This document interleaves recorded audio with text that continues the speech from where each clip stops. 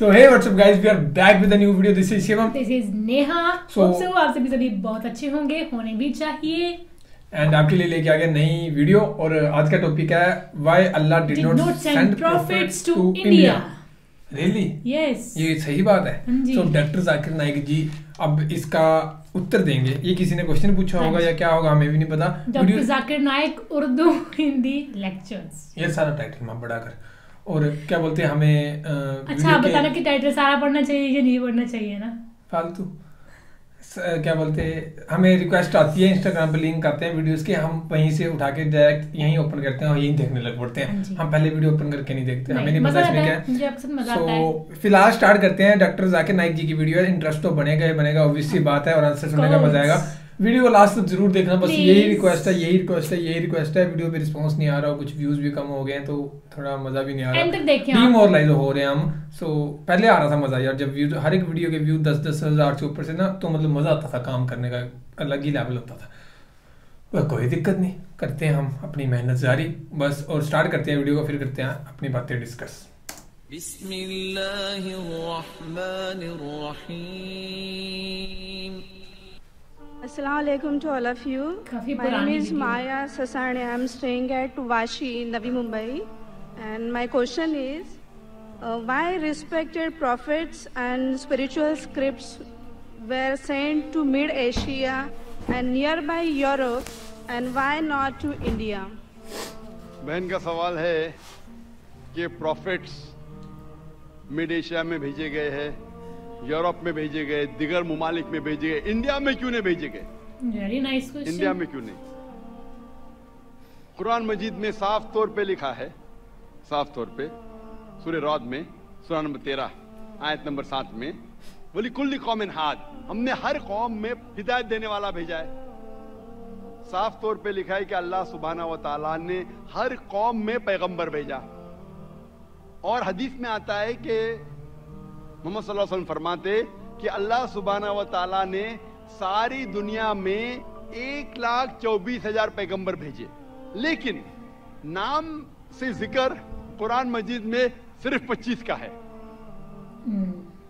नाम से जिक्र कुरान मजीद में सिर्फ 25 का है लेकिन कुरान मजीद में अल्लाह ताला फरमाते हैं सूरह निसा सूरा नंबर 4 आयत नंबर 164 में कि कुछ पैगंबर के बारे में हम जिक्र करते हैं कुछ पैगंबर के बारे में नहीं तो सारे पैगंबर का जिक्र करना कुरान मजीद में जरूरी नहीं तो ये कुरान मजीद इतनी बड़ी किताब हो जाती बिल्डिंग से भी बड़ी इतनी छोटी किताब जब आज अक्सर इंसान नहीं पढ़ते तो अल्लाह ताला ने ये कुरान मजीद टेलीग्राफिक मैसेज शॉर्ट में इंसानियत को हिदायत दी है इट्स अ टेलीग्राफिक मैसेज लेकिन इसमें यह कहा गया है कि हर कौम में हमने पैगंबर भेजा हर कौम में ताकि कोई ये नहीं कह सके कि मुझे पैगाम नहीं मिला इंडिया में भी अल्लाह ने पैगंबर भेजे हैं नाम से हम उनका जिक्र नहीं जानते नाम से उनका जिक्र कुरान मजीद में नहीं है लेकिन एक बात मैं जरूर कहना चाहूंगा कि जितने पैगंबर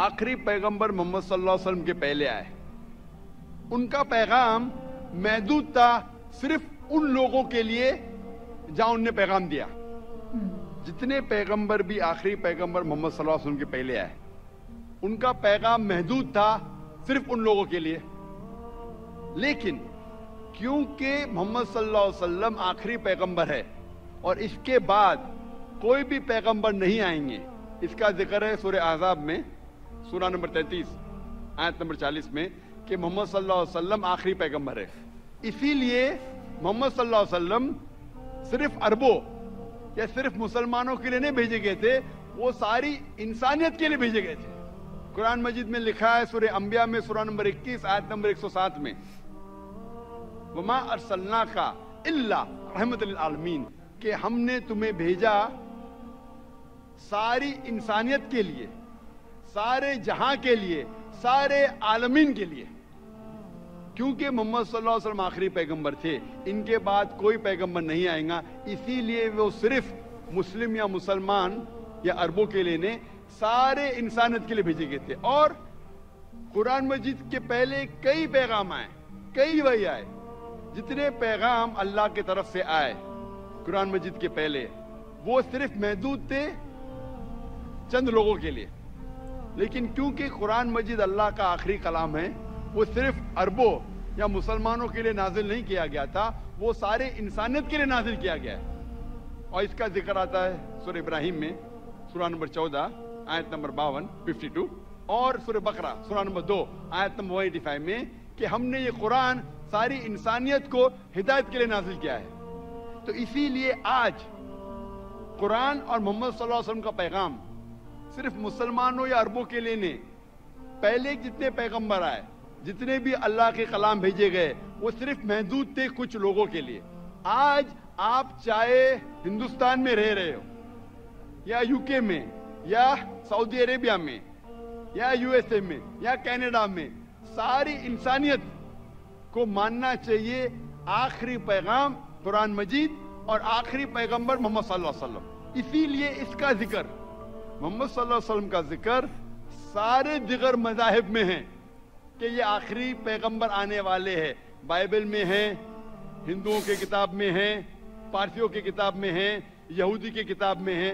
इसीलिए आज आप चाहे दुनिया में किधर भी रह रहे हो, कोई भी खानदान में पैदा हुए होंगे, आपको मानना चाहिए कुरान मजीद और मानना चाहिए आखिरी पैगंबर मोहम्मद सल्लल्लाहु अलैहि वसल्लम। आप आस्क वन मोर क्वेश्चन।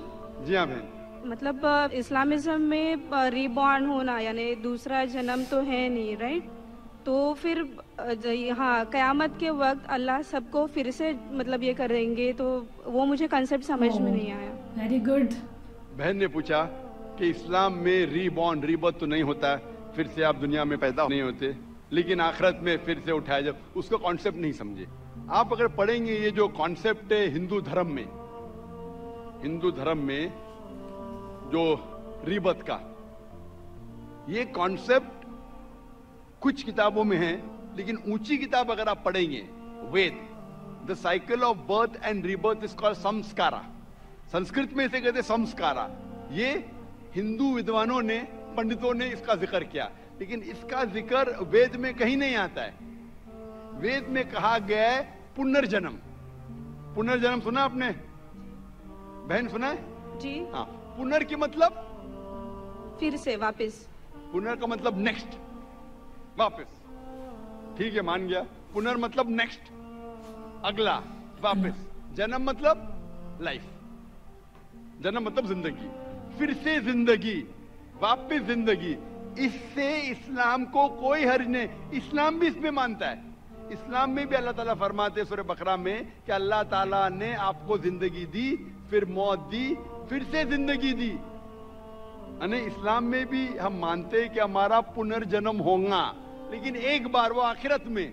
तो पुनर्जन्म इस्लाम में भी लिखा है, लेकिन संस्कारा ने, जो हिंदू विद्वान कहते जिंदगी फिर मौत, फिर जिंदगी, फिर मौत, फिर जिंदगी और मौत, और अब 7 बार लेंगे जन्म इंसान जैसा, इसका जिक्र वेद में कहीं भी नहीं है। मैं चैलेंज करता हूं, ये पंडितों की विचार थी, सोच थी, ये साबित करने के लिए कि कुछ बच्चे पैदा होते बीमार, कुछ पैदा होते अच्छी सेहत के साथ, कुछ बच्चे पैदा होते अपाहिज, कुछ अच्छी सेहत के साथ, कुछ अमीर कुछ गरीब। तो खुदा भगवान अनजस्ट नहीं हो सकता, भगवान हमेशा जस्ट है।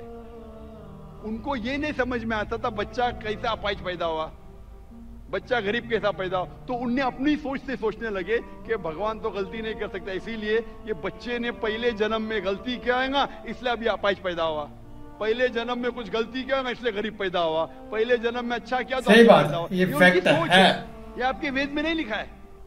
इस्लाम में, कुरान मजीद में अल्लाह ताला फरमाते कि बच्चे, और ये कंसेप्ट अभी भी बहुत लोग कहते हैं, मतलब यूज करते हैं ना, कि अगर आप ऐसा करोगे अगले जन्म में आपको ये मिलेगा, अगले जन्म में। हमारे रिलीजन में तो ऐसी चीजें हैं, हमारे घर में भी ऐसी चीजें होती हैं, बहुत बार सुना है। अगर आप ऐसा करोगे, ये पक्का हमारे कर्म कैसे पिछले जन्म में जरूर अच्छा नहीं किया होगा, तभी आप इस जन्म में भुगत रहे हो उस चीज को, या भी आप बुरा करोगे तो अगले जन्म में ऐसा होगा।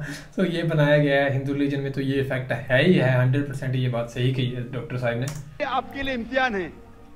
तो बच्चे जब अपाहिज पैदा होते हैं तो ये नहीं कि वो जन्नत में नहीं जा सकते।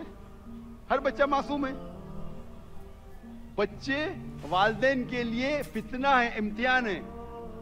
तो हो सकता है कि कंजेनाइटल हार्ट डिफेक्ट होकर बच्चा पैदा होता है, उसको दिल की बीमारी है। दिल की बीमारी होना मतलब ये नहीं कि बच्चा जहन्नम में जाएगा, लेकिन वालिदैन के लिए एक फितना है, टेस्ट है कि बच्चे अगर बीमार पैदा होते हैं फिर भी वालिदैन अल्लाह पे भरोसा करते हैं क्या नहीं। हो सकता है कि वालिदैन नमाजी है, अल्लाह के अहकामात पे अमल करते, अल्लाह ताला उनको अच्छा मयार देना चाहता है। मिसाल के तौर पे आप जब पास करते हैं ग्रेजुएशन, तो आप बीए पास कर दिए, बीए बन गए, लेकिन जब आप एमबीबीएस एग्जाम देते आपके नाम के आगे लग जाता है डॉक्टर। बट एमबीबीएस एग्जाम पास करना बीए एग्जाम से बहुत कठिन है और डिफिकल्ट है और मुश्किल है, लेकिन जब मुश्किल टेस्ट पास करते आपका रिवॉर्ड भी बड़ा है। तो अगर बच्चे अपाहिज पैदा होने के बाद फिर भी वालिदैन अल्लाह पे भरोसा करते तो अल्लाह ताला हो सकता है उनको जन्नत फिरदौस देना चाहता है। जन्नत में भी लेवल है, तो ये टेस्ट कर रहा है अल्लाह। किसी को गरीब पैदा करता है, किसी को अमीर पैदा करता है। अमीर या गरीब से आप जन्नत में नहीं जा सकते, बनिस्बत अमीर आदमी को जन्नत में जाना और मुश्किल है, क्योंकि उसका इम्तिहान और कठिन है, डिफिकल्ट है। क्योंकि अमीर को चैरिटी देने का होता है, गरीब को चैरिटी नहीं देने का। ज़कात के अंदर गरीब को फुल मार्क्स 100 आउट ऑफ 100। अमीर हो सकता है बोलेगा मैं नहीं दूंगा तो 0 मिला, हो सकता है वो आधा दे रहा है, आधे मार्क्स मिलेंगे। गरीब को 100 आउट ऑफ 100। हम कहते हैं गरीब है। क्या बात है, बहुत अच्छा, बहुत मतलब ये दिल को बात टच करके मतलब थोड़ा सा इमोशनल भी हो गया। बहुत ही खूब, बहुत ही कमाल की ये बात कही है। मतलब इस ऐसी बातों से ना मैं डॉक्टर जाकिर नाइक जी का फैन होता जा रहा हूँ ना। बहुत कमाल की बात कही है ये यार कि और चांसेस है जन्नत में जाने के लिए। हम कहते हैं गरीब इंसान है, ये हमारी सोच है। अल्लाह ताला इम्तिहान ले रहा है। अल्लाह ताला कहता है कि दौलत एक इम्तिहान है।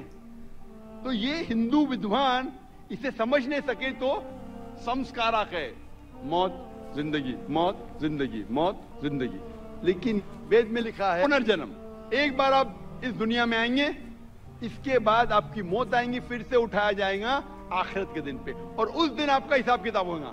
फिर अल्लाह ताला आपका हिसाब किताब लेंगे कि जो अल्लाह ने इंसानों से फरमाया था कि एक खुदा में मानो, आपने खुदा में माना कि नहीं, बुत परस्ती मत करो, आपने किया कि नहीं, आखिरी पैगंबर मोहम्मद सल्लल्लाहु अलैहि वसल्लम ने मानो, आपने माना कि नहीं, आपने सलाह पढ़ी क्या नहीं, आपने चैरिटी दी क्या नहीं, आपने रोजा रखा कि नहीं।